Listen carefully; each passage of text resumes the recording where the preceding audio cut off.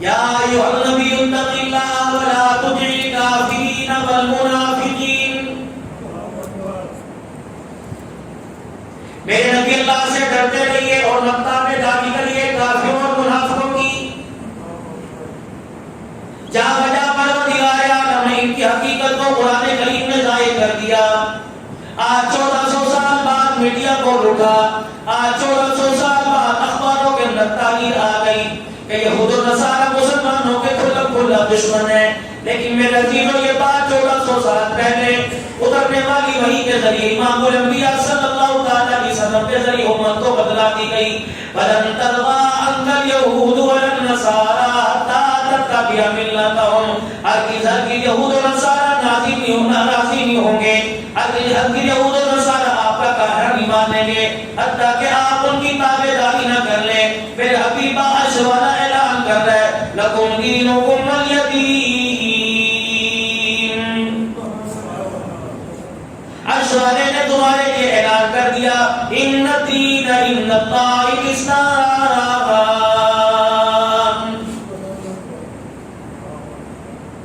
کہ پروردگار عالم نے تمہارے لیے دین اسلام کو پسند فرمایا۔ سازش شروع سے ہی چلتی رہی، ابتدائے اسلام سے مسلمانوں کے خلاف سازشیں ہوتی رہی۔ مسلمانوں کی جماعت میں ایک ٹولہ ہوا کرتا تھا جس کو پروردگار عالم نے منافقین کا لقب دیا، اور اس کے بارے میں اللہ جل شانہ نے پوری منافقون سورت کو نازل فرما دیا۔ اذا جاء المنافقون، اور ایک ایک کا نام بھی رحمت عالم صلی اللہ علیہ وسلم نے ظاہر کر دیا۔ میرے محبوبہ تیرے قریب ان لوگوں کو کروں گا جو من کے سچے ہوں گے، قول کے پکے ہوں گے، میرے محبوبہ جن کی نظر مادی اسباب پہ نہیں جائے گی، اسباب کے پیدا کرنے والے خدا کے اوپر جائے گی۔ یہی وجہ تھی غزوہ احزاب میں مسلمانوں کا لشکر 3000 پر مبنی ہے، اور ادھر کافی مسلمانوں پہ حملہ کرنے کے لیے میدان کے اندر اترا، ان کی تعداد 24000 کے قریب تھی۔ اللہ کے نبی صلی اللہ علیہ وسلم کو پتہ لگا مدینے کے اندر بنو نذیر رہا کرتے تھے، جو ظاہری طور پر بڑے نمازی تھے، ظاہری طور پہ بڑے متقی تھے، تہجد گزار بھی تھے، تکبیر اولیٰ ان کی فوت نہ ہوا کرتی تھی، پہلی صف میں کھڑے ہو کے نماز پڑھا کرتے تھے، اور رسول اللہ صلی اللہ علیہ وسلم کے بڑے قریبی تھے، اور کہتے تھے ہم مال بھی لوٹانے میں اول اور جان بھی لوٹانے میں اول۔ پروردگار عالم نے ان کی حقیقت کو ظاہر کر دیا۔ بار بار مسلمانوں اسلام کے خلاف سازش کرتے رہے، رسول اللہ صلی اللہ علیہ وسلم نے بنو نذیر کو مدینہ طیبہ سے نکال دیا۔ یہ میرے عزیزوں عذاب کے یقین کو نکال دیا۔ یہ خیبر کے موقع پر جا کر اپنے آپ کو پناہ گزین کر لیا، وہاں چلے گئے تم بھی، اور وہاں سے بیٹھ کر مسلمانوں کے خلاف سازشیں تیار کرتے رہے، اور وہاں کے یہودیوں نے ان منافقوں کو اپنے ساتھ شامل کر لیا۔ ان کی طاقت اور زیادہ ہو گئی، اکثریت کے اندر اور بڑھ گئے، اور پورا جب گتھا مدینہ شریف پر حملہ کرنے کے لیے آیا، رحمت عالم صلی اللہ علیہ وسلم نے سارے صحابہ کو اکٹھا کر لیا اور فرمایا میرے یارو آج پھر ایک آزمائش کا وقت آ گیا، آج پھر ایک امتحان کا وقت آ گیا۔ حضرت سلیمان فارسی رضی اللہ تعالیٰ عنہ، بعض روایت کے اندر ان کی عمر 380 سال کے قریب تھی، اور بعض روایت کے اندر ان کی عمر 250 سال کی۔ فرمایا جب انہوں نے کلمہ پڑھا تو ان کی عمر رسول اللہ صلی اللہ علیہ وسلم کے دادا جان سے زیادہ تھی۔ سارے صحابہ میں سب سے بڑا اور اخیر میں بچنے والا صحابی سلیمان فارسی تھے، اور بات ہے کہ 110 سال کی عمر تھی حضرت طفیل رضی اللہ تعالی۔ صحابہ اکرام سارے دنیا سے چلے گئے، تابعین کا زمانہ آیا، ایک بڑا شخص میدان عرفات کے اندر آیا، ایک اونچے سے پتھر کے اوپر کھڑا ہو گیا اور اپنے کندھے سے چادر ہلائی، اور چادر ہلا کر لوگوں کو اپنی طرف متوجہ کیا۔ اس وقت لاؤڈ اسپیکر نہیں ہوا کرتے تھے، باقاعدہ میرے عزیزوں ساؤنڈ سسٹم نہیں ہوا کرتا تھا۔ اس وقت عرب کا دستور تھا اگر کسی کو اپنی طرف متوجہ کرنا ہوتا تو اپنی چادر کو ہوا میں لہرایا کرتے، لوگ سمجھتے کوئی بڑی خبر لے کے آ گیا، کوئی بڑی آفت، کوئی مصیبت، بڑی خبر آنے والی ہے۔ اللہ اکبر، یہ بوڑھا سا صحابی پتھر کے اوپر کھڑا ہوا، اس کا نام حضرت طفیل رضی اللہ تعالیٰ عنہ ہے۔ اس نے عرفات کے میدان میں اپنی چادر کو لہرایا، سارے عرب والے عجم والے اکٹھے ہو گئے، کہنے لگے کون ہے، کہاں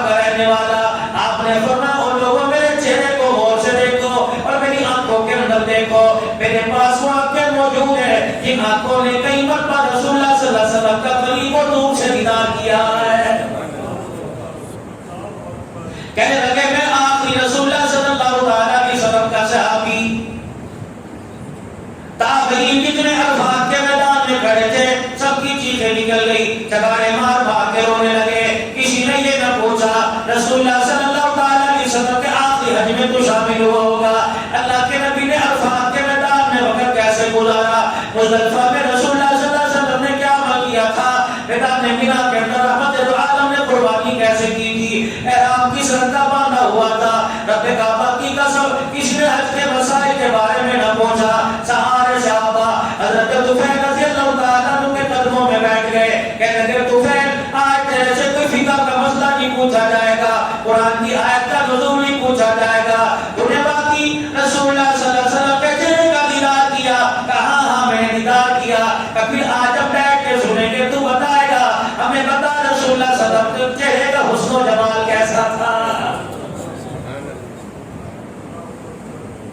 جتنے تابعین, تابعین کس کو کہتے ہیں, جنہوں نے صحابہ اکرام کی زیارت کی ہو, جنہوں نے سوال کیا, کہتے ہیں حضرت طفیل رضی اللہ تعالیٰ عنہ نے نہ ہوں کی نہ ہاں کی, نہ کی نہ اشارے سے سر ہلایا, فوراً زمین پہ بیٹھ گئے. کہتے ہیں او لوگوں آج میں تمہیں راز کی بات بتلاتا ہوں, بے شک میں رسول اللہ صلی اللہ علیہ وسلم کا آخری صحابی, کئی مرتبہ میں نے رسول پاک کا دیدار کیا, لیکن کعبے کے رب کی قسم میں نے ایک مرتبہ بھی رسول اللہ صلی اللہ علیہ وسلم کو آنکھ کھول کے نہیں دیکھا ہے.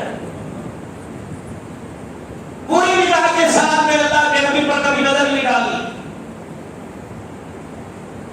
حضرت طفیل رضی اللہ تعالیٰ عنہ سے عرض کرنے لگے, طفیل بھلا یہ بھی کوئی دیدار ہوا, بھلا یہ بھی کوئی رسول اللہ صلی اللہ علیہ وسلم کے چہرے کی زیارت ہوئی کہ تو نے ایک مرتبہ بھی آنکھ کھول کے پوری نگاہ کے ساتھ رسول اللہ صلی اللہ علیہ وسلم کو نہیں دیکھا. کہنے لگے او لوگوں تمہیں کیا بتاؤ, کوئی مائی نے وہ لال ہی نہیں جنا جس کے پاس وہ آنکھ ہو جو پوری نگاہ کے ساتھ پوری توجہ کے ساتھ رسول اللہ کا دیدار کرتی ہو. آپ کے چہرے پہ نور کی اتنی چمک تھی جو آپ کے چہرے کی طرف آنکھیں کھول کے دیکھتا, نور کی لانٹیں اس کے آنکھوں میں پڑتی, فوراً اس کی آنکھیں بند ہو جایا کرتی تھی. فرمایا او لوگوں تمہیں کیا بتاؤں, رسول اللہ صلی اللہ علیہ وسلم کے اس نوجوان کا عالم یہ تھا, اللہ کا نبی جب کسی بات پر کھلے میدان میں بیٹھا ہوتا, دائیں بائیں ہم یارے ہمیں رسول اللہ کے پاس بیٹھے ہوتے, اللہ کے نبی کسی بات کو کرتے کرتے مسکراتے, جب آپ پورے طور پہ ہنسا کرتے تو آپ کے پورے دانتوں کی چمک آپ کے منہ سے نکل کر سامنے والے پہاڑ پہ پڑا کرتی تھی. حتیٰ کہ میرے عزیزوں اللہ اکبر, حسان بن ثابت جو رسول اللہ صلی اللہ علیہ وسلم کی مجلس کا شاعر ہے, حسان بن ثابت جس نے رسول اللہ صلی اللہ علیہ وسلم کی شان میں پہلی نازلی کی, حسان بن ثابت رضی اللہ تعالیٰ عنہ رحمت دو عالم صلی اللہ تعالیٰ علیہ وسلم نے اپنی تعلیم میں اشعار سننے کے لیے جنہیں پاس بلایا, اپنی چادر بچھا کر منبر پر آپ نے بٹھایا. حسان بن ثابت رضی اللہ تعالیٰ عنہ نے کہہ دیا وَحَسَنُ بِالْقَلَمْ تَرَقَتُ عَيْنِي وَأَجْمَلُ بِالْقَلَمْ قَلِيلِ النِّشَاءِ خُلِقْتَ مُبَرَّأً مِنْ كُلِّ عَيْبٍ كَأَنَّكَ قَدْ خُلِقْتَ كَمَا تَشَاءُ وَحَسَنُ بِالْقَلَمْ تَرَقَتُ عَيْنِي. آپ جیسا حسین بے شک یوسف علیہ السلام کا اس کو جمال اپنی جگہ, دنیا کے اندر بڑے بڑے حسن والے آئے, وَحَسَنُ بِالْقَلَمْ تَرَقَتُ عَيْنِي. نہ میری شاعری نے نہ میری آنکھ نے امام الانبیاء کے چہرے جیسا حسین دیکھا. وَأَجْمَلُ بِالْقَلَمْ قَلِيلِ النِّسَاءِ. رسول اللہ کے چہرے کی چمک کو دیکھ کر, آپ کی زلفوں کو, آپ کی ناک کی باریکی کو دیکھ کر, آپ کے آنکھ کے حالے کو دیکھ کر, آپ کے لبوں کی مسکراہٹ کو دیکھ کر, آپ کی جسامت قامت کو دیکھ کر ایسا لگتا تھا کسی ماں کے پاس وہ کوئی بھی کوئی نہیں جس کو میں ایسا اس کو جمال والا آیا ہو. خُلِقْتَ مُبَرَّأً مِنْ كُلِّ عَيْبٍ كَأَنَّكَ قَدْ خُلِقْتَ كَمَا تَشَاءُ. سر کے بالوں سے لے کر پیر کے ناخن تک رسول اللہ صلی اللہ علیہ وسلم کے جسم مبارک پہ کوئی نشان نہ تھا. ایسے لگتا تھا كَأَنَّكَ قَدْ خُلِقْتَ كَمَا تَشَاءُ, جیسے پروردگار عالم نے سامنے بٹھا دیا اور کہا محبوب تیری آنکھوں کو کیسے بناؤ, محبوبہ تیرے ہونٹ کیسے بناؤ, محبوبہ تیری مسکراہٹ کو کیسے بناؤ, تیرے چہرے کو کیسے بناؤ. رب کعبہ کی قسم ہے جو رحمت دو عالم صلی اللہ علیہ وسلم سے آپ سے اسلام کی حقانیت کے بارے میں کوئی سوال پوچھنے کے لیے مدینہ طیبہ آتا, رحمت دو عالم کے چہرے کی ایک جھلک کو دیکھتا, سارے سوال جواب بھول کر حضور صلی اللہ علیہ وسلم سے کلمہ پڑھ کے مسلمان ہو جاتا. اور کہا کرتا کہ چہرہ کسی جھوٹے کا لگتا ہی نہیں ہے. اور مکے کے بڑے بڑے کافر, دائیں بائیں کے بڑے بڑے مشرک کافر چہرہ دیکھ کے مسلمان ہو گئے. 1400 لقد كان لكم في رسول الله اسوة حسنہ، میں نے اپنے نبی کی کامل زندگی کو تمام مسلمانوں کے لیے بہترین نمونہ بنا دیا۔ میرے عزیزو، آج کا مسلمان ہے 1400 سال پہلے تو پروردگار عالم نے قرآن کریم کو نازل کیا، الف لام میم الحمد سے لے کر والناس تک، وَإِنَّكَ لَعَلَىٰ خُلُقٍ عَظِيمٍ۔ اب عائشہ فرماتی ہے کانا خلق القرآن، کہ تم قرآن نہیں پڑھتے، اخلاق دیکھنا ہو قرآن پڑھ لو، کردار دیکھنا ہو قرآن پڑھ لو، سیرت دیکھنی ہو قرآن پڑھ لو، صورت دیکھنی ہو قرآن پڑھ لو، سر کے بالوں سے لے کر پیروں کے ناخن تک تمہیں اللہ کا قرآن کالی کملی والے کی تعریف کرتا نظر آئے گا۔ سارے صحابہ کرام کو رسول اللہ صلی اللہ علیہ وسلم نے اکٹھا کر لیا، آپ نے فرمایا میرے یارو، آج پوری دنیا کا کفر منافقین سمیت مل کر مدینے پر حملہ کرنا چاہتا ہے، بتاؤ کیا کیا جائے؟ کائنات کے اندر رسول اللہ صلی اللہ علیہ وسلم سے مرتبے میں شان میں بلندی میں بڑا کوئی نہیں، لیکن کن صحابہ سے مشورہ کیا جا رہا ہے جن کے پاس اپنا مکان کوئی نہیں، اپنا لباس کوئی نہیں، جن کے پیٹ پہ رنگ پہ روٹی کوئی نہیں، اس لیے فرمایا گھر کا بڑا گھر کے چھوٹوں سے کسی کام کے بارے میں جب بھی کسی کام کی ابتدا کرنی ہو مشورہ کرے، جب آدمی کسی کام کے بارے میں مشورہ کر لے اور اس کام کے کرنے پر بڑھ گھر کے بڑے فیصلہ کر دے تو پروردگار عالم اپنے خزانوں سے اس مشورے کے اندر کام میں برکت عطا فرما دیتا ہے۔ آج ہمارے گھروں کے اندر جھگڑا یہی ہے، آج ہمارے گھروں کے اندر مصیبت یہی ہے، بڑا اپنی منمانی کرتا ہے، چھوٹا اپنی منمانی کرتا ہے، ماں اپنی کہہ رہی ہے کہ میری مرضی چلے گی، بیٹی کہہ رہی ہے میری مرضی چلے گی، بیٹا دسترخوان سے ناراض ہو گیا، اٹھ کے چلا گیا، دکان سے اٹھ کے چلا گیا، میرا ابا میری نہیں مانتا، اسی لیے رحمت دو عالم نے فرمایا ما خاب من استخار وما ندم من استشار۔ اور لوگوں جب کوئی کام کرنا ہو، دکان بنانی ہو، بچے کے مستقبل کا فیصلہ کرنا ہو، اپنی زندگی کا فیصلہ کرنا ہو، بچے کے رشتوں کا فیصلہ کرنا ہو، فرمایا ان لوگوں یا تو استخارہ کر کے اللہ سے مشورہ کر لو یا اپنے آس پاس والوں سے دانا لوگوں سے مشورہ کر لو۔ جو بندہ استخارہ کر لیتا ہے اور جو بندہ کسی کام کے کرنے پہ مشورہ کر لیتا ہے، اللہ پاک اس کام کے نقصانات کو اٹھا کر اس کام کے اندر فائدہ عطا فرما دیتا ہے۔ کہ رسول اللہ صلی اللہ علیہ وسلم کی سنتوں میں وہ سنت ہے جو اس وقت ختم ہوتی جا رہی۔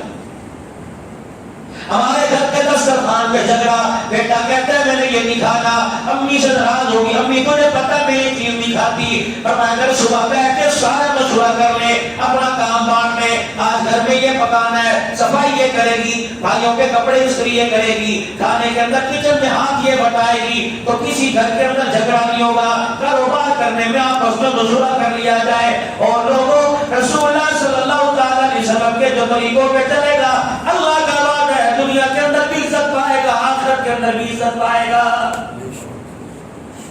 وہی تو آسمان سے آتی ہے، فیصلہ تو وہی ہے جو پروردگار عالم نے کرنا ہے، لیکن مشورہ کن سے کیا جا رہا ہے؟ جو نیکی مسلمان ہوئے اور پرانے مسلمان ہوئے۔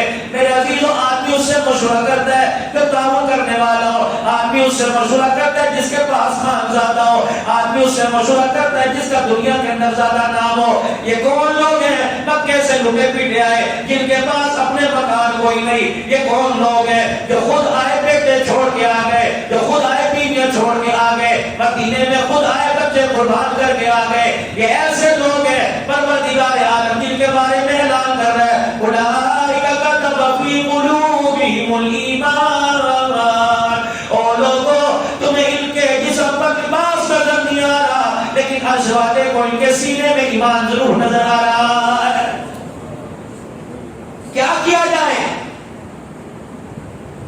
کچن کا مشورہ کچن کا ماہر دے گا، کاروبار کا ماہر کاروبار کا مشورہ دے گا، جنگی میرے عزیزوں جنگ کا مشورہ کوئی جنگجوئی دے گا۔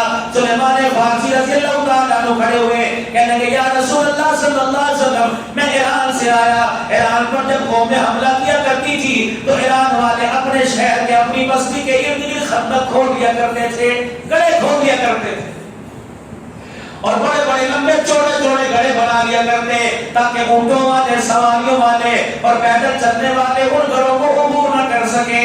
اللہ کے نبی صلی اللہ علیہ وسلم کو یہ رائے پسند آئی، 10 صحابہ کی ٹولی بنا دی گئی۔ آپ نے فرمایا مدینے کے ارد گرد گڑھے کھود دیے جائے۔ اللہ اکبر۔ سلیمان فارسی رضی اللہ تعالیٰ عنہ اتنا طاقتور جوان تھا، اس بڑھاپے کے اندر بھی 10 آدمیوں کا کام اکیلا کرتا تھا۔ انصار مدینہ رضی اللہ تعالیٰ عنہ نے رحمت دو عالم کے وہ ساتھی جو مدینے کے رہنے والے تھے، انہوں نے سلیمان فارسی کو دیکھا، کہنے لگے سلیمان منا، سلیمان تو ہمارا ہے۔ مہاجرین آگے آگے کہنے لگے نہیں نہیں، سلیمان منا، سلیمان تو ہمارا ہے۔ اللہ کے نبی صلی اللہ علیہ وسلم تشریف لے آئے۔ آپ نے فرمایا کس معاملے میں بحث کر رہے ہو، کیا وجہ ہے؟ وہ کہنے لگے سلیمان ہمارا۔ آؤ کہنے لگے سلیمان ہمارا۔ رحمت دو عالم درمیان میں کھڑے ہو گئے۔ آپ نے فرمایا مکے والوں، مہاجرین، سلیمان تمہارا کوئی نہیں، مدینے والوں سلیمان تمہارا کوئی نہیں، بلکہ نبوت کا انگلی کا اشارہ اپنی طرف کیا، فرمایا سلیمان منی واہل البیت، سلیمان تو میرا اور قیامت کی صبح تک اہل بیت میں شامل ہو گیا ہے۔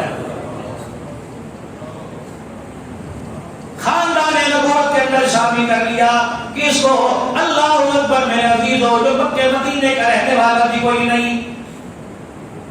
پھر میرے عزیزو ایسا کمانڈر چیف، ایسا سپاہ سالار، ایسی فوج کی کمان کی قیادت کرنے والا خود میدان کے اندر اترا۔ رسول اللہ صلی اللہ علیہ وسلم نے اپنا امامہ مبارک اتارا، پھر اللہ کے نبی نے اپنا کرتا مبارک اتارا، پھر اللہ کے نبی خود خندق کے اندر کود پڑے۔ اللہ کے نبی نے کدال سے لے کر خندق سے مٹی نکالنا، ان گھروں سے مٹی نکالنا شروع کر دی۔ فرمایا چہرے مبارک پر مٹی آ گئی، داڑھی مبارک پر مٹی آ گئی۔ صحابی قریب پڑا، رسول اللہ صلی اللہ علیہ وسلم سب کے سینے سے مٹی جھاڑنے لگا۔ کہ اللہ کے نبی آپ اتنی مشقت کر رہے ہیں کہ مٹی آپ کے جسم پہ گری، آپ کے سینے مبارک سے لے کر ناف کی لکیر تک جتنے بال تھے سارے کے سارے مٹی میں چھپ گئے۔ صحابہ کرام بھی میرے عزیزو خندق کی کھدائی میں حصہ لے رہے ہیں۔ رسول اللہ صلی اللہ علیہ وسلم کے پاس صحابہ کرام آئے اور آ کے عرض کرنے لگے یا رسول اللہ صلی اللہ علیہ وسلم، ہم نے پورے کے پورے گڑھے کے گڑھے دھو دیے، لیکن ایک چٹان، ایک پتھر درمیان میں حائل آ گیا۔ بڑی کوشش کی چٹان کو توڑنے کی، ہمارے ہتھیار مڑ گئے، ہمارے ہتھیار ٹوٹ گئے۔ اللہ کے نبی صلی اللہ علیہ وسلم نے کدال ہاتھ میں لی اور خود اس گڑھے کے اندر اترے۔ اس چٹان پر اللہ کے نبی نے زوردار یوں کر کے چوٹ لگائی، ضرب لگائی، آگ کے چنگارے سے اٹھے۔ آپ نے فرمایا اللہ اکبر، پھر دوسری مرتبہ آپ نے ضرب لگائی، فرمایا اللہ اکبر، تیسری مرتبہ آپ نے ضرب لگائی، اللہ اکبر، جب تیسری مرتبہ ہتھوڑا کو ڈال ماری تو پتھر ریزہ ریزہ ہو گیا۔ صحابہ کہنے لگے اللہ کے نبی پتھر کا تو بعد میں پوچھیں گے، کہ آپ یہ فرماؤ کہ آپ نے خلاف عادت 3 مرتبہ اللہ اکبر کیوں کہا؟ آپ نے فرمایا او یارو، جب میں نے پہلی ضرب لگائی، اللہ اکبر کا نعرہ لگا، آگ کی چنگاری سامنے آئی، تو پروردگار عالم نے مجھے روم دکھا دیا کہ محمد جن کے تن پہ کپڑا کوئی نہیں، یہ تیرے خدا کی ساتھ روم کی سرزمین کو فتح کر کے آئیں گے۔ فرمایا دوسری ضرب لگائی، پروردگار عالم نے کیسر کے محلات دکھا دیے، کسرا کے محلات دکھا دیے۔ تیسری ضرب لگائی، اللہ نے مجھے عراق کے محلات دکھا دیے۔ محمد یہ ساری کی ساری سلطنت یاروں کے قدموں کے اندر آئے گی۔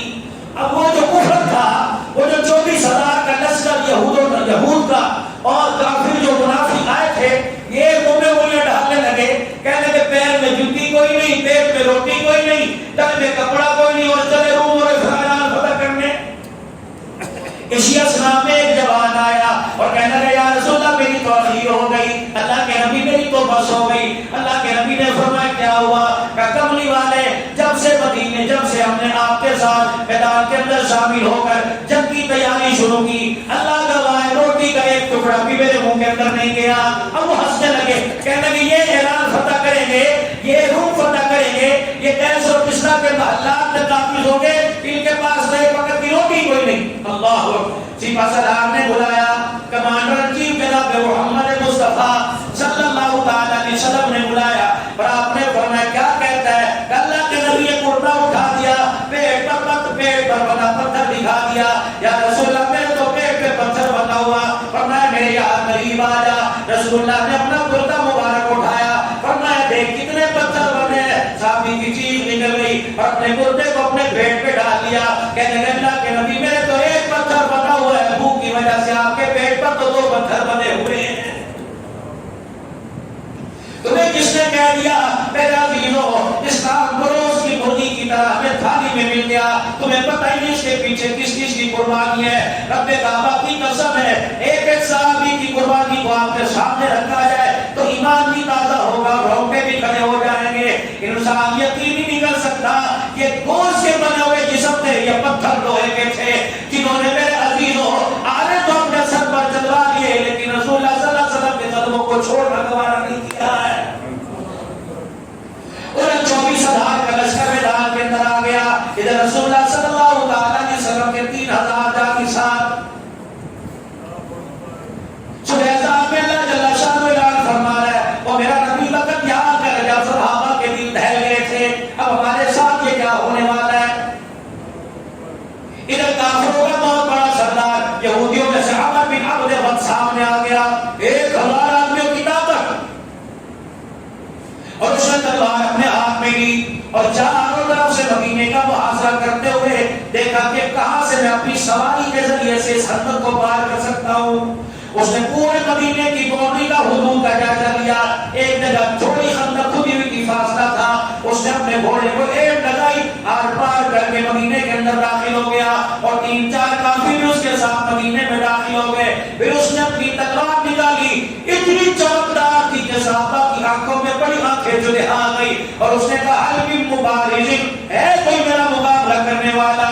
اللہ اکبر, سارے صحابہ خاموش کھڑے, کس کا نمبر لگے گا, کون میدان میں جائے گا. نوجوانوں میں نوجوان صحابی رسول اللہ کے چاچے کا بیٹا حضرت علی رضی اللہ تعالیٰ عنہ میدان میں اترے. کہنے لگے یا رسول اللہ ذرا میرے تھاپی ماریے گا. آپ نے فرمایا عمر بن عبد الود ہے, 1,000 آدمیوں کی طاقت ہے, علی تو نگرا سا جوان ہے, تو بڑی بڑا سا ہے, اس کے آگے کیا کرے گا. اس نے بھی اعلان کیا حل من مبارز, ہے کوئی میرا مقابلہ کرنے والا. علی کہنے لگے یا رسول اللہ بس سفیر ہو گئی. اس نے علی کو نہیں پکارا, اس نے اسلام کو پکارا. آج کشمیر کے اندر اسلام میرے عزیزوں نہتے مسلمان مظلوموں کی صورت میں میرے عزیزوں عزت دار عفت والی بیٹیوں کے ذریعے سے اسلام تمہیں پکار رہا ہے. تمہاری مسجد میں ایسی لگے ہوئے 2 منٹ کے لیے ایسی بند ہو جائے واضح ہو جاتا ہے. جاؤ بیت المقدس میں فلسطینی مسلمانوں سے پوچھو, ادھر سبحان ربی الاعلیٰ کہتے ہیں, سینے کے اندر گولی اتر جاتی ہے. مسلمانوں آج اخلاقی طور پر اتنے کمزور ہو گئے. آج ہمارے اندر میرے عزیزوں اللہ اکبر کا رضا کرنے کا جذبہ تو موجود ہے, لیکن اسلام کی سربلندی کے لیے اللہ کے راستے میں جہاد کرنے کا جذبہ موجود کوئی نہیں. یاد رکھنا رسول اللہ صلی اللہ علیہ وسلم نے ارشاد فرمایا جب میری امت جہاد کو چھوڑ دے گی تو قدم قدم پر ذلتیں اٹھانی پڑے گی. اور آج ہر میدان کے اندر مسلمانوں یہ ہو رہا ہے. ضروری نہیں ہے میرے عزیزوں ہماری حکومت اللہ اکبر افواج پاکستان کے نوجوان یہ ذمہ داری کو پورا کر رہے ہیں, لیکن میرے عزیزوں اگر وہ ذمہ داری پوری کر رہے ہیں تو ہمیں بھی ہاتھ اٹھا کر بیٹھ جانا چاہیے. اگر وہ اپنی جان سے جہاد کر رہے ہیں تو اپنے مال سے جہاد کرنا چاہیے. رمضان کا مبارک کا مہینہ ہے میرے عزیزوں, ہمیں اپنے علاقے کی مسجدیں, ہمیں اپنے علاقے کے غریب, اپنے محلے کے غریب نظر آتے ہیں. جاؤ پوری دنیا کے اندر جا کے دیکھو, افغانستان کا حال تمہارے سامنے ہے, کشمیر کا حال تمہارے سامنے ہے, برما کے مسلمانوں کا, بنگلہ دیش کے مسلمانوں کا حال تمہارے سامنے ہے. جب روزہ رکھنے پر پابندی, قرآن تراویح میں سننے پہ پابندی, اذانیں دینے پہ پابندی, اکٹھے ہو کر نماز با جماعت پڑھنے پہ پابندی. مسلمانوں اللہ کا احسان مانو, اس ملک کو بچاؤ, اس ملک کے لیے اپنا جان مال قربان کرو جس کے اندر اللہ نے قرآن پڑھنے کی بھی آزادی عطا فرما رکھی, نماز پڑھنے کی بھی آزادی عطا فرما رکھی ہے. ٹھیک ہے, اور کہہ رہا ہوں بھائی ہم ناقدر لوگ ہیں. رات میرے عزیزوں اللہ اکبر, میں اپنی آپ کی بتا رہا ہوں. میرا بچہ رات کرا کے کہنے لگا پاپا جی اس مسجد میں 2 نمازیوں کی صف ہے, پاپا جی اس مسجد میں 1 نمازیوں کی صف ہے, پاپا جی اس مسجد کے اندر 1.5 نمازی کی صف ہے. میں نے کہا اللہ اکبر, اس دور کے اندر کہا گیا قرآن لا وارثہ ہو گیا. میرے عزیزوں آٹے کے چھیلے لینے کے لیے 2,000 آدمیوں کی قطاریں لگ جائیں گی, قرآن سننے کے لیے 200 میں مسجد کے اندر نہیں ہو رہی. اب بھی کہتے ہو کورونا کیوں آیا, ہمارے سے نتیجہ ہو گئی ہے.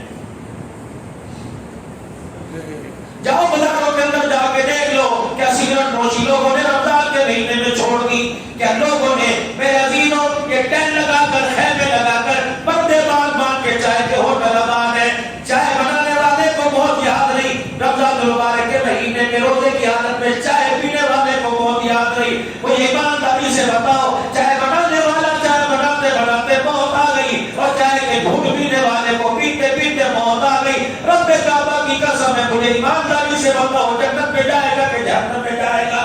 احساس ہی کوئی.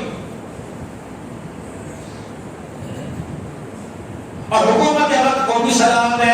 ان لوگوں کا محاسبہ ہی کرتے, ان لوگوں کو پکڑتے ہی کوئی نہیں. ہم اپنی موزمانہ انتظامیہ سے, ہم تو جہاں تک ہماری آواز آتی ہے ان میل کے انتظامیہ سے بہت اچھا کام کرتی ہے. مساجد مدارس کے تحفظ کے لیے بہت سی احتیاطی تدابیر اختیار کر رکھی ہے. سیکورٹی گارڈ بھی مسجد کے دروازے پر تعینات کیے. اللہ جزائے خیر عطا فرمائے. ہماری انتظامیہ سے درخواست ہے ایسے لوگوں کا محاسبہ کیا جائے جو رمضان المبارک کے مہینے میں رمضان کی بے احترامی کرتے ہیں, رمضان المبارک کے مہینے میں ان لوگوں کو موقع دیتے ہیں جو خود روزے سے ہاتھ اٹھائے بیٹھے ہیں. اگر ہمارے شہر کے ہوٹل بند ہو جائے, چائے کے اسٹال بند ہو جائے, رفتاری سے 1 گھنٹہ پہلے کھلیں گے, جب کھانے پینے کو نہ گھر میں ملے گا نہ بازار میں ملے گا تو انسان خود مجبور ہو کے روزہ رکھے گا اور چلو کسی نہ کسی درجے کے ثواب کے اندر آ جائے گا. ہم میرا زیرو کرنے سے پہلے سوچتے ہیں یہ کیسے ہوگا, مال کہاں سے آئے گا, یہ کیسے کریں گے. واہ جوانا رسول اللہ صلی اللہ علیہ وسلم کا بچپن سے ساتھ دینے والا حضرت علی رضی اللہ عنہ کہنے لگے اللہ کے نبی دنیا برداشت کرے اس کی للکار میرے لیے نہیں اسلام کے لیے, میرے سے برداشت نہیں ہوتی. اللہ کے نبی ذرا یہ تھا بیمار دیجیے. اس نے 30 مرتبہ اعلان کیا حضرت مبارک کوئی تمہارے اندر مرد نہیں ہے جو میرا مقابلہ کرے. حضرت علی کی طرف فرمانے لگے کہ میں رونے لگ گیا. میرے اللہ کے نبی کے آگے ہاتھ جوڑ دیے, میرے کملی والے میرے قدامت کو نہ دیکھ, میرے بچپنے کو نہ دیکھ, میری چپٹی جوانی کو نہ دیکھ, میری نسبت کو دیکھ کہ کس کا کندھے پر ہاتھ پھیروا کر میدان کے اندر جا رہا ہے. اگر یہ ہاتھ جنبی کی آنکھوں میں لگ جائے تو اس کا کندھا پر دور ہو جائے. اگر یہ ہاتھ اللہ اکبر جابر کی ہڈیا کے اندر لگ جائے, اگر یہ ہاتھ جابر کی جگہ کے اندر لگ جائے تو 1400 کا نسل یہ جگہ کی روٹی کھائے, روٹی میں کمی نہ ہے. اگر یہ ہاتھ پیالے اس پیالے کو لگ جائے جب ابو ہریرہ رضی اللہ تعالیٰ عنہ کو ایک دیا تھا کہ 72 صفحہ کے چبوترے والوں کو بلاؤ, پیغمبر تیرا ہاتھ کا کیا کمال ہے. اگر صدیق کے سینے پہ ابو بکر کے سینے پہ لگ جائے تو صدیق اکبر بن جائے, اگر عمر کے سینے پہ لگ جائے فاروق اعظم بن جائے, عثمان کے سینے پہ لگ جائے ذو الصفا کا پیکر بن جائے. یا اللہ, اے اللہ کے رسول اگر یہ تیرا ہاتھ علی کے سینے پہ لگ جائے تو علی شہر خدا بن جائے. پھر اللہ کے نبی نے اللہ حضرت علی کو بلایا, اپنے سینے سے لگایا, پھر اپنا امامہ مبارک حضرت علی کے سر پہ باندھا, پھر کندھے پر ہاتھ پھیرا, فرمایا جا علی اللہ اکبر تیرے ساتھ اللہ کی مدد نہیں, تیرے ساتھ اللہ کی مدد ہے. حضرت علی جب میدان کے اندر تلوار لے کے آئے اب وہ عمر بن عبد الغد حضرت علی سے کہنے لگا کون ہو؟ ہاں کہنے لگے ابو طالب کا بیٹا. کہنے لگا اچھا وہ جو میرا دوست تھا. کہ جا بیٹے اپنا کام کر, میں تجھے پیار تو دے سکتا ہوں, تیرے پر تلوار نہیں چلا سکتا. حضرت علی نے فرمایا میں نے سنا ہے تو 3 باتوں کو قبول کرتا ہے. کہا کہ پہلی بات یہ میں تجھے چھوٹ دیتا ہوں, میں تجھے اجازت دیتا ہوں, جا اپنی جان بچا بھاگ جا. اللہ اکبر. عمر بن اپنے بچوں کی سزا کے لشکر کی طرف دیکھنے لگا, کہنے لگے کل کا چھوکرا مجھے کہہ رہا اپنی جان بچا لے. آپ نے فرمایا کلمہ پڑھ لے.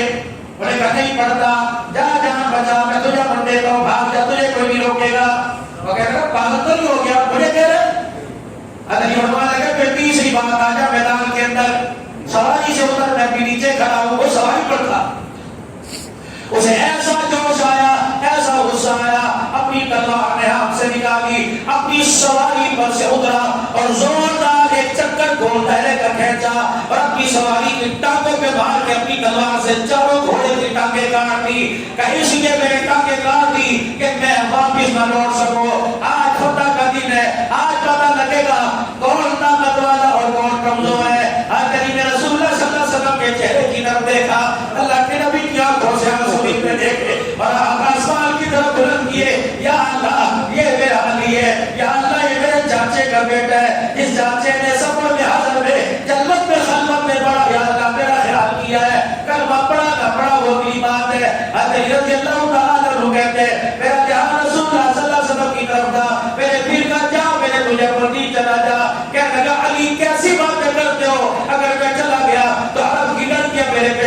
برسے گی، عرب کی لڑکیاں میری کمزوری پہ شیر پڑے گی، تو دم چھوڑ کے بھاگ گیا. حضرت رضی اللہ تعالیٰ وہ شیر خدا کہتا ہے موقع میں دیتا ہوں تلوار کا، پہلے تو وار کر میں وار نہیں کرتا. اس نے تلوار کا وار کیا، اتنا زوردار وار تھا. حضرت نے ڈھالا کے لوہے کی ڈھال کو تو ٹکڑے کرتا ہوا کی ماتھے پہ تلوار آ کے لگی. تبھی حضرت علی کا چہرہ زخمی ہوا، ادھر کفر میں ہنسنا شروع کر دیا. رسول اللہ صلی اللہ علیہ وسلم کی آنکھوں سے اور آنسو کرنا شروع ہوئے. صحابہ کہتے ہیں اللہ کے نبی کو دیکھ رہے تھے، اسباب کی طرف نہیں. آپ نے صحابہ کے لشکر کو نہیں بھیجا کہ میرے صحابہ آ جاؤ، فرمایا ہم دیکھ رہے تھے جب علی کے ماتھے سے خون کا فوارہ نکلا اور ڈھال ٹوٹ گئی. اللہ کے نبی نے یوں کر کے اشارہ کیا، فرمایا لیا کے اوپر اللہ کی مدد آ گئی. حضرت کہتے ہیں نگاہ رسول اللہ کے چہرے پر تھی اور مدد میں اشوانے سے مانگ رہا تھا. میرے بھی جوابی کیا لمبے یوں کر کے گول چکر کھایا. کد میرا چھوٹا تھا عمر بن عبد المطلوب تکڑا جوان تھا. میں نے یوں کر کے چھلانگ ماری، پہلا تلوار کا وار دیا، زیا سمیت دو ٹکڑے کر کے رکھ دیا. اللہ اکبر. رسول اللہ صلی اللہ علیہ وسلم نے دیکھا عمر بن عبد المطلوب زمین پہ گرا، قدم پر ہاتھ اٹھائے مسکرا کے بولا اللہ اکبر. آج بھول گا، آج لا بھروسہ کا دور ٹوٹ گیا، آج اللہ کا نام بلند ہو گیا ہے. پھر حضرت علی رضی اللہ تعالیٰ رسول اللہ صلی اللہ علیہ وسلم کے چہرے کی طرف کام رجوع کر کے کہتے ہیں یا رسول اللہ تیری عطاؤں نگاہوں کی برکت سے آج علی میدان میں کامیاب ہو گیا. مسلمانوں ہماری ایک تاریخ تھی، ہم نے اس تاریخ کو دہرایا نہیں، ہم نے اس تاریخ کو بھلا دیا، ہم نے اس تاریخ کو کتابوں کے اندر چھپا دیا. مسلمانوں خدا پاک کی قسم ہے میدان کے اندر اترتا تھا اس وقت کا علی خیبر کے میدان میں، خندق عظام کے میدان میں اترا، فتح کا تاج پہن کے آیا. علی کا غلام محمد بن قاسم سندھ کی وادی کے اندر اترا. اللہ اکبر. ایک رات پوری دنیا کے اندر اسلام کا پرچم لہرا کے چلا گیا ہے. آج مسلمانوں ہماری معیشت کو، ہمارے نوجوانوں کی طاقت کو کمزور کر دیا گیا، ہمیں اتنا کمزور کر دیا گیا. ہماری میرے عزیزوں ہماری رسائی ہماری دوڑ صرف موبائلوں کی گیموں تک ہے. اے مسلمانوں یہ پورا کفر کا ایک بہت بڑی سازش ہے، یہ دھوکہ ہے. تمہاری ساری صلاحیتوں کو، تمہاری طاقتوں کو، تمہاری سوچوں کو، ذہن کی وسعتوں کو تمہاری موبائل کے حوالے کر دیا کہ مسلمانوں کو ان گیموں میں، ان موبائل کے چکروں میں لگا کر اتنا کمزور کر دیا جائے نہ اسلام یاد آئے نہ اسلام والوں کی زندگی یاد آئے. 25 دن محاصرہ رہا، آخر 24,000 کا لشکر کافروں کا مدینہ چھوڑ کے اللہ اکبر شکست کھا کے واپس چلا گیا. اب آگے سنیے رسول اللہ صلی اللہ علیہ وسلم کا تشریف لائے. آپ نے اپنی ذرا مبارک اٹھائی، آپ نے اپنی تلوار مبارک رکھی، آپ نے غسل مبارک کیا. جب آپ غسل مبارک کر کے آپ نے غسل فرمایا، غسل فرما کے جب آپ تشریف لائے تو دیکھا جبرائیل علیہ السلام ذرا پہن کے تلوار ہاتھ میں لے کے کھڑا ہے. اللہ کے نبی جبرائیل نے وہ تلوار پہن رکھی ہے، جبرائیل نے تو ذرا پہن رکھی ہے، جبرائیل تو بھی گھوڑے پر سوار ہے. محمد آپ نے ذرا کیوں اتار دی؟ محمد آپ نے تلوار ہاتھ سے کیوں رکھ دی؟ آپ نے فرمایا جبرائیل بتا کیا کرنا ہے کہ وہ بدو مریضہ جو مدینے میں آپ کے ساتھ دینے کا دعویٰ کرتے تھے، انہوں نے دیکھا جب 24,000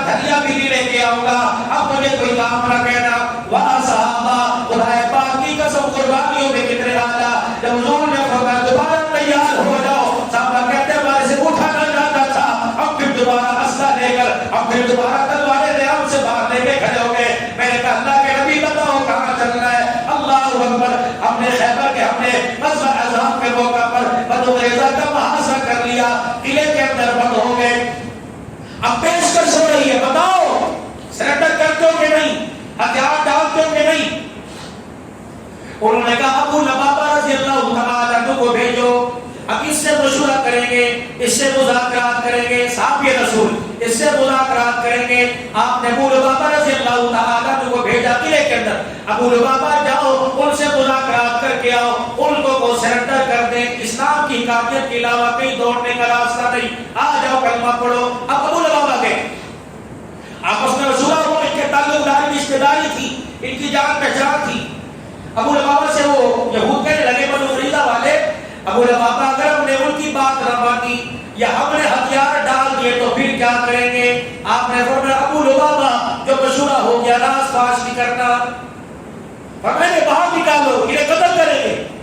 ساتھ ہی باز رضی اللہ تعالیٰ عنہ کا فیصلہ تھا۔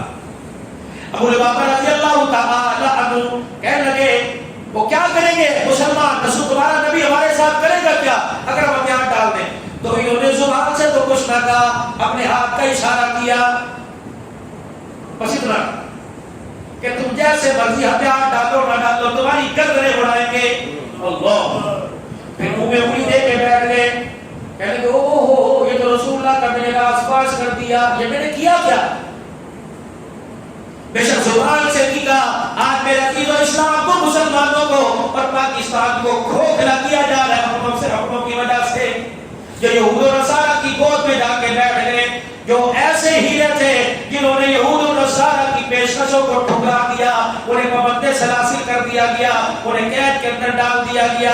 آ جاؤ مسلمانوں، اس وقت پوری دنیا کو دکھانے کا وقت ہے، مسلمان نمازی طور پہ کمزور ہے، نہ ایمان کی طاقت کے طور پہ کمزور ہے۔ جس جگہ جس میدان کے اندر اتار لو، مسلمان کلمہ پڑھتا ہوا میدان کے اندر آ جائے گا۔ اللہ کے فضل و کرم سے جس طرح 1400 سال فاتح بنا، آج اسلام کی طاقت سے، اسلام کی برکتوں سے انشاءاللہ مسلمان ہر جگہ فاتح بن کے آئے گا۔ یہ تو کافروں کی بھول ہے، یہ 4 دن کی ان کے پاس لولی پاپ ہے، ان کی تصادیات کو، ان کی معیشت تجارت کو کمزور کر دیا۔ عزت تو اللہ اسلام کو دے گا۔ صدق اللہ و رسول وعد اللہ و رسول، وعدے تو اللہ کے سچ ہو کے رہیں گے انشاءاللہ، کہہ دو انشاءاللہ۔ ابو لبابہ نے یوں کر کے اشارہ کیا، تم اگر ہتھیار ڈالو یا نہ بھی ڈالو تمہاری گردنیں اڑائی جائیں گی۔ ابو لبابہ کو پریشانی ہوئی، ہائے میں نے کیا کر دیا، چپکے سے نکلے، اللہ اکبر، مسجد نبوی میں آئے، ریاض الجنہ کے اندر اس طرح میں ابو لبابہ ہے، اور ابو لبابہ کے نام سے ستون ہے ریاض الجنہ۔ میرے عزیزوں، ستون کے ساتھ اپنے آپ کو رسیوں سے باندھ دیا۔ رسول اللہ صلی اللہ علیہ وسلم کو پتہ لگا ابو لبابہ نے اپنے آپ کو رسیوں سے باندھ دیا، اور لوگوں آج ہماری حالت سے، ہمارے کاروبار کے طریقے سے، ہماری زندگی کے جینے کے طریقے سے، ہمارے ماحول سے کتنا اسلام کو نقصان پہنچ رہا ہے، ہم پھر بھی آج کے رسول ہیں۔ ابو لبابہ نے اپنے آپ کو مسجد نبوی میں اللہ اکبر ریاض الجنہ میں اپنے آپ کو ستون سے باندھ دیا۔ آج بھی میرے عزیزوں کو اسرائیل عمرہ کرنے کے لیے جائے، حج کرنے کے لیے جائے، یا 7 ستون ہے وہاں کو ابو لبابہ سونے ابو لبابہ، ہر ایک کی کوشش ہوتی ہے کہ یہاں 2 نفل پڑھیں تاکہ میری توبہ قبول ہو جائے۔ رسول اللہ صلی اللہ علیہ وسلم کو پتہ لگا ابو لبابہ کیا ہوا، کہنے لگے میں نے زبان سے تو نہیں کہا تھا، ہاتھ کا اشارہ کر دیا تھا۔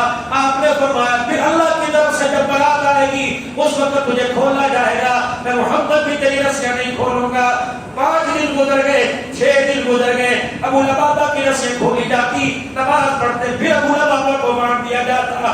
اللہ اکبر، تہجد کا وقت ہے، فجر کی نماز کا وقت ہے، وآخرون اعترفوا بذنوبهم خلطوا عملا صالحا وآخر سیئا عسى الله ان يتوب عليهم۔ جب یہ آیت آئی حضور کے چہرے پہ مسکراہٹ آئی، آپ نے فرمایا ام سلمہ، اے ابو لبابہ نے توبہ کی، جس کی توبہ پر اللہ کا قرآن نازل ہو گیا۔ ام سلمہ اپنی کھاٹ سے اٹھی، ام سلمہ اپنی جگہ سے اٹھی، کہنے لگی یا رسول اللہ، اس وقت پردے کا حکم دیا آیا تھا، کہنے لگی یا رسول اللہ صلی اللہ علیہ وسلم مجھے اجازت دو میں جا کے ابو لبابہ کو خوشخبری سناؤں۔ اللہ اکبر، آپ نے فرمایا جا ام سلمہ چلی جا۔ اللہ اکبر، آج بھی اللہ خوشخبری دے رہا ہے، کیا لا تقنطوا من رحمت اللہ ان اللہ یغفر الذنوب جميعا۔ آج بھی کہہ رہے ہو مومنوں، جنہوں نے اپنی جانوں پہ ظلم کیا، حد سے تجاوز کر گئے، ان کے گناہوں کے پہاڑوں کی بلندیوں کو چھو لیا، ان کے گناہوں نے سمندروں کی حد کو عبور کر دیا، ان کے گناہوں نے زمین کے 4 چفیروں کو بھر دیا۔ لا تقنطوا من رحمت اللہ، میرے رمضان کا مہینہ دے دیا، روزہ رکھو کے کا اعلان, دسترخوان پہ بیٹھ کے کھجور کے دانے سے افطار کرو گے مغفرت کا اعلان, سحری کرو گے ہر رکعے پہ مغفرت کا اعلان, نماز میں تراویح میں سجدے کرو گے قرآن سنو گے مغفرت کا اعلان. ابو لبابہ رضی اللہ تعالیٰ عنہ کو ستون سے باندھا ہوا ہے. ام سلمائی کہاں بیٹھے ابو لبابہ, کہتی ابا جان, کہنے لگے میں رویا کہ اللہ کی طرف سے سزا تو نہیں آ گئی. ابا نے مسکرا کے کہا ابو لبابہ مبارک ہو, تیری توبہ پر خدا کا قرآن آ گیا. صحابہ اکرام مسجد نبوی میں نماز کے لیے بیٹھے تھے, صحابہ دوڑے, کسی نے رسی کا کونا پکڑا, کسی نے گانٹھ پکڑی. کہا ابو لبابہ تیری رسیاں کھولے. کہا اگر توبہ اللہ کی طرف سے قبول ہوئی ہے تو رسیاں بھی محمد الرسول اللہ ہی کھولیں گے. ام سلمہ نے جا کے رس کی, یا رسول اللہ تیرا ابو لبابہ کہتا ہے مجھے کھول دیا جائے. حضور اپنے حجرے مبارک سے تھے, ابو لبابہ کے پاس ہے, رسیوں کی گرہ کھول رہے تھے اور بل بھی کھول کے ابو لبابہ کے چہرے کو دیکھ کے مسکرا رہے تھے. فرمایا واہ جوانا, زمین پہ رو کے ایسا دکھایا پروردگار عالم نے تیرے رونے پر قرآن اتار دیا. اللہ میرے محترم بزرگوں دوستو, اللہ اکبر. یہ رمضان المبارک کا مہینہ مسلمانوں کو احساس دلا رہا ہے یہ روزہ ایک ڈھال ہے جس کے بارے میں اللہ فرمایا الصوم لی وانا بی, روزہ میرے لیے اجر اس کا میں دوں گا. کیا دے گا یہ اللہ ہی کو پتہ ہے. اور لوگوں تم نے حلال چیزوں کو اپنے پہ منع کیا, حرام چیزوں کی تو بات ہی کوئی نہیں, تم نے حلال چیزوں کو اپنے پہ منع کیا. اور لوگوں تم روزہ رکھ کے دکھاؤ, پھر اجر بھی میں تمہیں دکھاؤں گا. اگر تم 15 گھنٹے بھوکے رہو تو ایسا اجر عطا فرماؤں گا, دنیا کی بھوک اور دنیا کے فاقوں کو بھول جاؤ گے. مسلمانوں یہ رمضان کا مہینہ غمخواری کا مہینہ, رمضان کا مہینہ مساوات کا مہینہ, رمضان کا مہینہ صحابت کا مہینہ. اتنی رسول اللہ صلی اللہ علیہ وسلم کی سخاوت ہوا کرتی تھی. صحابی رسول صلی اللہ علیہ وسلم عرض کرتے ہیں کہ اللہ کا نبی اتنا سخی ہو جایا کرتا تھا, تیز ہوا جس طرح چلی کرتی ہے حضور صلی اللہ علیہ وسلم کا صحابت کے لحاظ اتنا تیز ہو جایا کرتا تھا. اپنوں کا روزوں میں خیال کرنا ہے, غریبوں کا خیال کرنا ہے, رشتہ داروں کا وآت ذی القربى حقہ والمسکین وابن السبیل, اپنوں کا پرایوں کا خیال کرنا ہے. اللہ اکبر. صدقات, عطیات, زکات سے بھی اور خیرات سے بھی. مسجد اللہ کا گھر ہے, مسجد اللہ کا گھر. وَأَنَّ الْمَسَاجِدَ لِلَّهِ إِنَّمَا يَعْمُرُ مَسَاجِدَ اللَّهِ. یہ عرب کا ایک واقعہ ہے. عرب کے شیخ نے ایک مسجد بنائی, مسجد بنائی. جب مسجد مکمل ہو گئی, رات کو خواب میں دیکھتا ہے اللہ اکبر اعلان ہوا, فرمایا تیری بھی مغفرت ہو گئی اور اس نے اس گھر کے بنانے میں تیرے ساتھ تعاون کیا, اللہ نے اسے بھی بخش دیا. صبح اٹھا, ٹھیکیداروں کو بلایا, مزدوروں کو بلایا, میرے عزیزوں جن کے ذمہ مسجد بنانے کا کام سونپا تھا سب کو بلایا. اس نے کہا سارا پیسہ میرا خرچ ہوا, ریال میرا خرچ ہوا, سیمنٹ میں نے لا کے دیا, بدری سیمنٹ میں نے لا کے دی, اینٹیں سریا میں نے لا کے دیا. یہ کون ہے جو میرے ساتھ میرا معاون بن گیا؟ میں نے خواب میں دیکھا میری بھی مغفرت ہو گئی, تعاون کرنے والے کی مغفرت. سارے ٹھیکیدار, سارے مزدور پریشان, کہنے لگے کہ گواہی دیتے کسی کے 4 آنے بھی لگے. اللہ اکبر. میں نے کہا نہیں کوئی بات ہے. کہا مالدار صاحب, رئیس صاحب, ہاں جب کام زوروں پر ہو رہا تھا سیمنٹ کی تھوڑ پڑ گئی, تیرے سے رابطہ کیا, تو نے کہا ابھی پہنچ جاتا ہے. اللہ اکبر. یہ سامنے والا پڑوسی اپنے گھر سے باہر نکلنا تھا, اس نے کہا کیوں کام روک دیا؟ ہم نے کہا کہ سیمنٹ کم پڑ گیا, ابھی مالک کی طرف سے سیمنٹ آ جائے گا. کہنے لگے چلو جب تک سیمنٹ آئے گا میرے گھر کے اندر ایک بوری پڑی ہوئی ہے, یہ بوری میں دیتا ہوں تو اپنا کام جاری رکھو. اتنے میں بوری لے کے آیا, تیری طرف سے بھی سیمنٹ آ گیا. اللہ اکبر. اس پڑوسی کو بلایا, ادھر آئیے جناب, آپ نے یہ ایک تعمیراتی کام میں سیمنٹ کی بوری نہیں کہی کہ میں نے ارادہ کیا تھا خالص اپنے پیسے سے, کسی کا مال کسی کا تعاون استعمال نہیں کروں گا, اپنے پیسے سے خود میں اللہ کا گھر بناؤں گا. تو نے ایک بوری دی, 1000 درہم میں تجھے دیتا ہوں. اس نے کہا بھائی اپنے پاس رکھ, میں نہیں لیتا. اس نے کہا 10,000 درہم دیتا ہوں. کہا بھائی اپنے پاس رکھ, میں نہیں لیتا.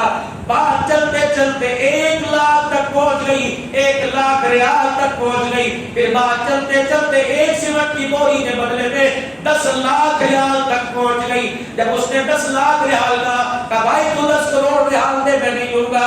اس نے کہا وجہ کیا ہے؟ سیمنٹ کی ایک بوری 10 لاکھ ریال دیتا ہوں تب بھی نہیں لیتا.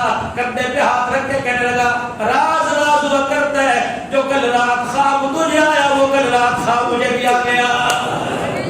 اور میرے عزیزوں آج اللہ کا گھر تمہاری عطاؤں کا آج اللہ کا گھر تمہارے تعاون کا متمنی ہے. یقینی مدارس میں وہ گندے گندے جوان جنہوں نے رمضان المبارک کے مہینے میں اور لوگوں سعودی عرب والے انگلینڈ کی بہاروں کو چھوڑ کر وہاں کے پاؤنڈ اور ڈالر کو چھوڑ کے اپنے گھر کی چٹنی روٹی پر آ گئے کہ جیڑا روزہ کر کھولن دا مزہ آندا ہے باہر نہیں آندا. یہ بچے قرآن کے وارث ہیں جنہوں نے اپنا گھر بار چھوڑ دیا. آج میرے عزیزوں مدرسے کے اندر تم انہیں سموسہ دو تو قبول, سیب کا دانہ دو قبول, پانی کا گھونٹ دو. انہوں نے اپنی خواہشات کو اللہ کے قرآن پہ قربان کر دیا. صرف یہ مدرسہ نہیں, پورے پاکستان کے اندر جتنے ادارے ہیں سارے آج ارادہ کرو ہم تمام دینی اداروں کا خیال کریں گے. کہو انشاءاللہ تمام مسجد کو آباد بھی کریں گے اور تمام مسجد کے تعمیراتی کام میں انشاءاللہ اس کے اخراجات کے اندر اپنا تعاون ضرور شامل کریں گے. کہہ دو انشاءاللہ. اللہ جل شانہ کے دربار میں رمضان المبارک کا پہلا بہار والا جمعہ, برکتوں والا جمعہ, آج اللہ کے دربار میں اپنے گناہوں کی معافی مانگے اور سچے دل سے اپنی توبہ کا علن اعلان کریں اور توبہ کا اظہار کر کے کہہ دیں یا اللہ میری توبہ. پھر کو یا اللہ میری توبہ, بلند آواز سے یا اللہ میری توبہ. جب بندہ گناہ سے توبہ کا اعلان کرتا ہے تو عرش والا بھی معاف فرما دیتا ہے انشاءاللہ تعالیٰ. ابھی سنتیں پڑھیں گے, سنتیں پڑھنے کے بعد رسم روایت ہر سال کی طرح رمضان المبارک کے پہلے جمعے میں جو آپ کی جامع مسجد کے لیے تمام نمازی تمام احباب جو تعاون کرتے ہیں 10 منٹ کے لیے آپ حضرات ترتیب کی